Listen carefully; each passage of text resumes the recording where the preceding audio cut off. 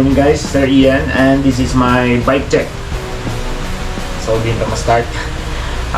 Before to mag-start, dugay ko na ni nga ginaplano nga bike check. Galing subong ko lang gid na i-bike check sa vlog. Ay ti, ya mo ko bala.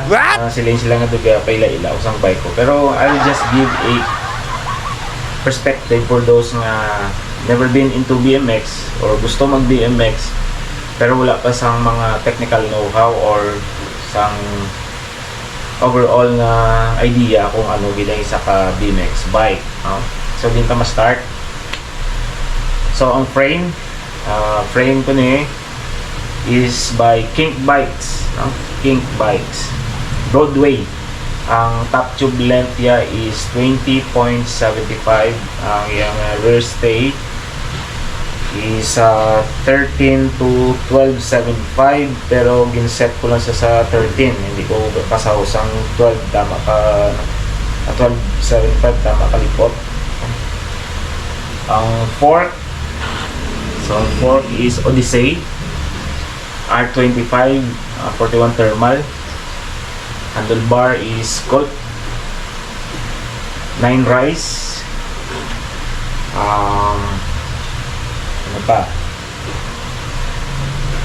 Pagkota sa itong drivetrain. So ang drivetrain ko is Odyssey tanan. Ang crank is Thunderbolt 2-piece crank, wedge type ang iyang application.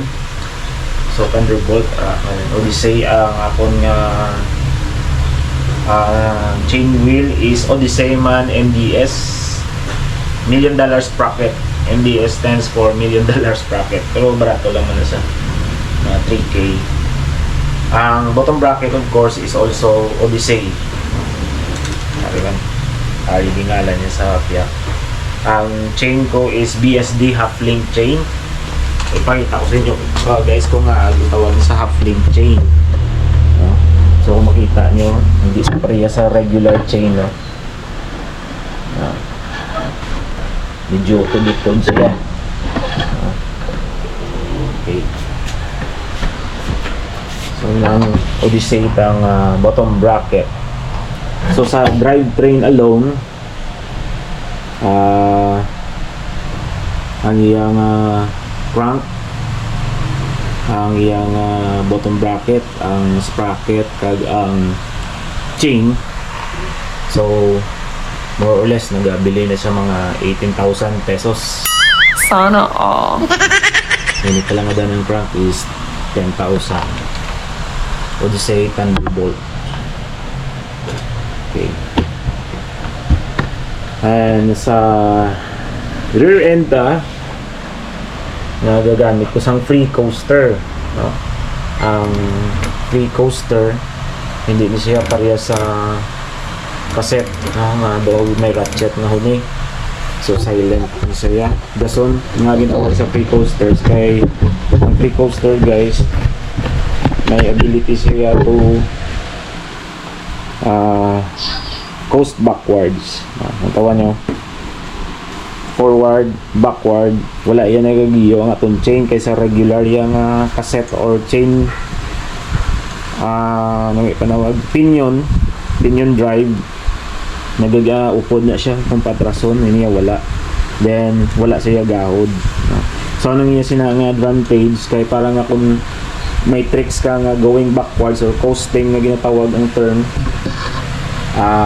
hindi ka na yung mabudlayan, hindi ka na mag back pedal. So KHE ang brand. This is from Sir Armand Mariano of Scrap Bikes. Okay, aray ang logo. Easter.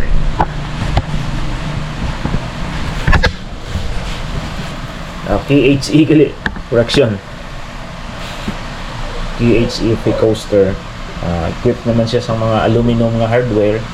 In-upgrade ko na. Ang original yung sining nap is chromoly steel tibog at yung change ta sa aluminum shadow transparency. Medyo daan na, faded na. Okay.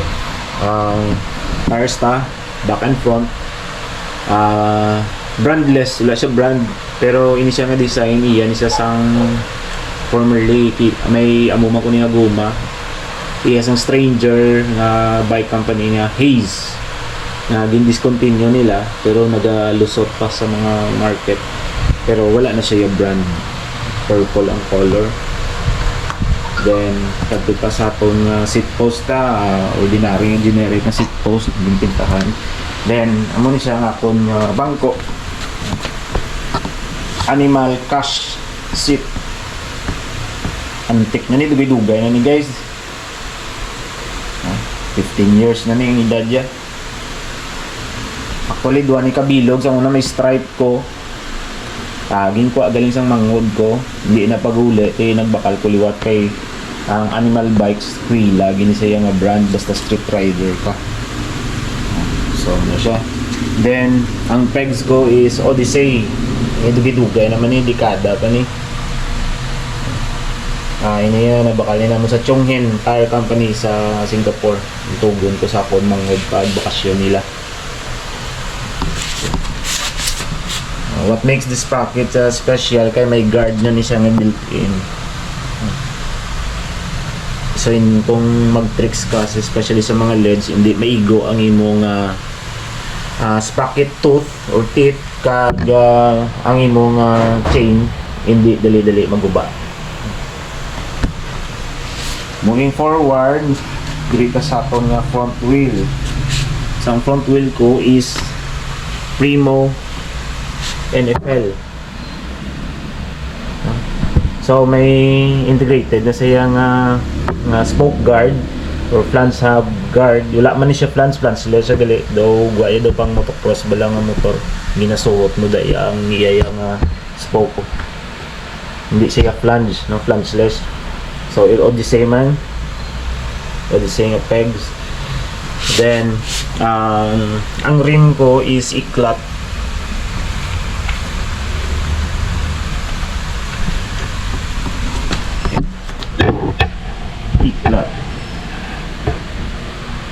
Sa rear ko nga rin, ginikuha ko ng sticker ko, that is Odyssey Hazard Light. So moving sa atong headset. So ang headset is also Odyssey. Shout out Sir Jeff Paulo Gatok. Sa yan halin nga tagya cover. Pero ang internal mga animal bearings, no. So ang stem is animal inverse. So gintawag mo siya inverse kaya pwede siya suluy-suluyan na flip. No, depende sa style kung sa luyag mo. So ini siyang preload bolt sa atong na fork na Odyssey R25. Ang grips sa Shopee lang niya rin. Kent's lang ni. Julaba siya sa tagid eh. Pinonamian ko. Hopefully makailista animal nga grips. So bike, amo lang ang siling ko sa akon nga party sa bike. Hindi ko na lang pagyamba lang overall tadi nga gasto kay support na. At the same time na post ko niya doon ako nakita ni kagabi mga mun siya tawag nga U-brake. I was thinking daw namin ibalik kay kung magampang sa skate park namin gid man nga may brakes, hindi rin na siya nakadto sa uliyo. So i-vlog ko lang ni next time kay ginamatabat ko pabakal ang mga ibang nga mga parts, no, like ang atong cable kag ang brake mount dire nga ginaangutan sila. Alam na atong lever.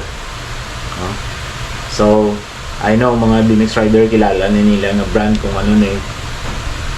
Pero i-discuss tala ni siya once magabot to ang all the necessary components. So I hope nga may nakuha ka mo nga insight, no, sa mga nagaplano mag bakal BMX or maghampang sini. So ano na siya mga aton ng mga setup. So ini siya ginatawag nga street setup. Ano sila nga street setup? It's a discipline sang BMX nga anything organic nga wala makita niyo sa inyong dalan, sa park, plaza, pwede mo na yung magamit nga as a playground or yung temporary nga park. Ano sa tawag na street riding. Anything the street offers nga organic ng mga spot or obstacle, amo na yung mga tirahan. Okay. So, once again, Sir Ian, and see you on my next vlog.